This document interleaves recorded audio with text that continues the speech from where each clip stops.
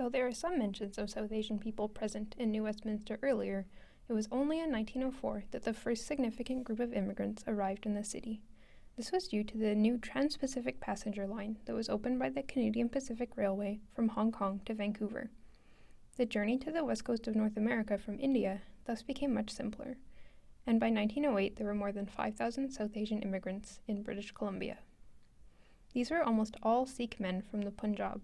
Comparatively few Hindus and Muslims came, and only 9 women immigrated from 1904 to 1920. Most Sikh immigrants took jobs in the lumber industry, with many working in the sawmills around New Westminster. They also worked in other areas. For instance, Chama Singh worked as a gardener, as noted in this reference letter. This letter also shows the lack of willingness on the part of British Columbians to understand their new neighbors. The employer in this letter calls Chama Singh Hindu Chama, Hindu being the common term for South Asians in British Columbia at this time, despite the fact that most in the area were Sikh. Though the number of South Asians arriving in Canada at the beginning of the 20th century was low in comparison to other groups, many in British Columbia wanted to end immigration from India completely. Banning this immigration was not possible due to Indian people's status as British citizens, but in 1907 the Canadian government enacted the Continuous Passage legislation, which mandated that immigrants from India must have arrived on a boat that did not stop anywhere on its way to Canada and have $200 upon their arrival in the country. Given that there were no steamship routes that went non-stop from India to Canada, this legislation effectively stopped South Asian immigration. In 1907, citizens of South Asian descent were also disenfranchised. In 1914, the Komagata Maru departed from Hong Kong filled with passengers mostly from the Punjab, who had the intention of challenging the Continuous Passage legislation. This became one of the most infamous events in Canadian immigration history, as the passengers were denied entry to the country upon their arrival in Canada. The New Westminster City Council stated their official opposition to the passengers being allowed to enter the country.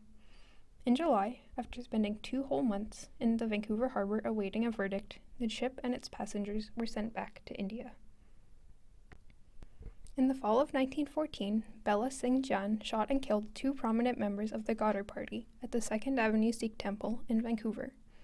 The Goddard Party was an American-based group advocating for Indian independence from Britain. Bella Singh Jan was an informant of William Hopkinson, the immigration officer responsible for the surveillance of the South Asian community in British Columbia, who had himself grown up in India with an Indian mother.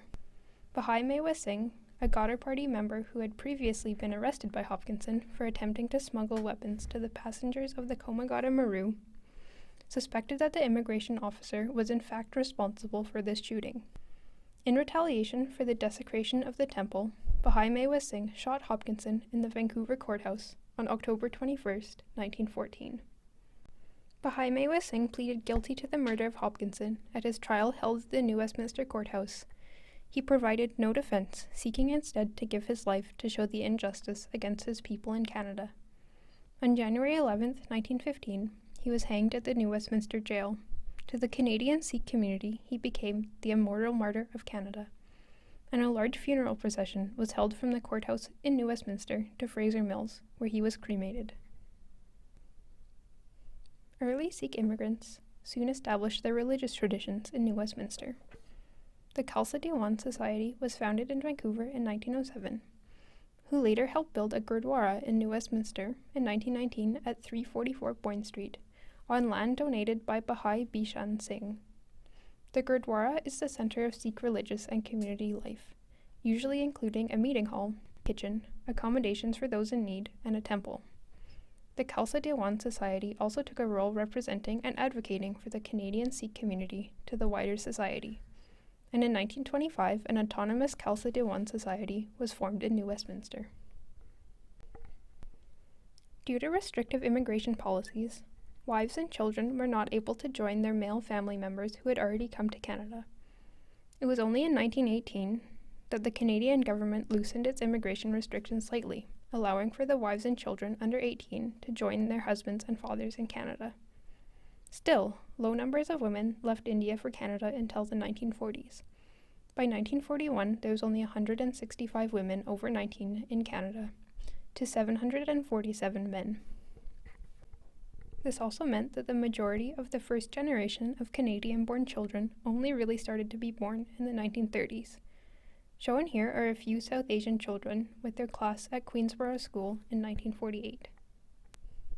By the 1930s and 1940s, South Asian Canadians had started their own businesses. In New Westminster, these were often wood-related businesses, reflecting the community's history within the lumber industry in British Columbia. For instance, the Rama family had a wood delivery business and are shown here with their wood truck. Ray Basran also started a business in the wood industry. He immigrated to Canada in 1932 with his grandfather and moved to Queensborough in 1942.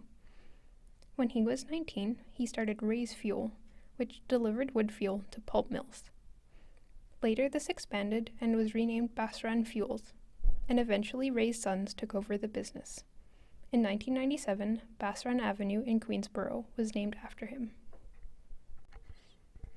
In 1948, people of South Asian descent were finally given the vote in Canada, and shortly after that, immigration restrictions began to be loosened. In 1951, Canada entered agreements with the governments of India, Pakistan, and Sri Lanka to set quotas for immigrants not sponsored by their family members. These were set at 150, 100, and 50 people per year, respectively. Though these quotas increased over time, these restrictions only ended with the passing of the New Immigration Act in 1967. After this point, the number of South Asians arriving in Canada increased dramatically. The composition of South Asian immigration also changed. Whereas early immigrants had largely come from the Punjab, after the Second World War, people came from all over the Indian subcontinent. By 1960, the Gurdwara no longer fit the needs of the growing population, so land was bought at 347 Wood Street, and a new, larger Gurdwara was constructed in 1975. As the number of South Asian Canadians grew, they became more prominent in Canadian society, both joining in mainstream Canadian society and preserving their various communities and traditions.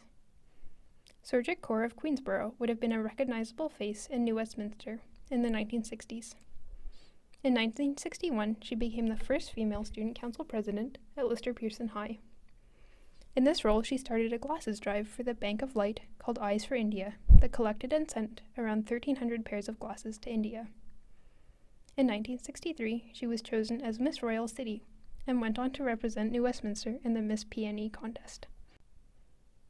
New Westminster's Sikh and broader South Asian community have a long history in the area and continue to grow, establishing new traditions and maintaining old ones. For example, in 2006, the New Westminster Khalsa Diwan Society started the annual Nagar Kirtan, a religious procession celebrating the life of Sikh Guru Arjan Sahib Ji that runs through Queensborough each summer. The society also continues to provide the local community with important programs and services.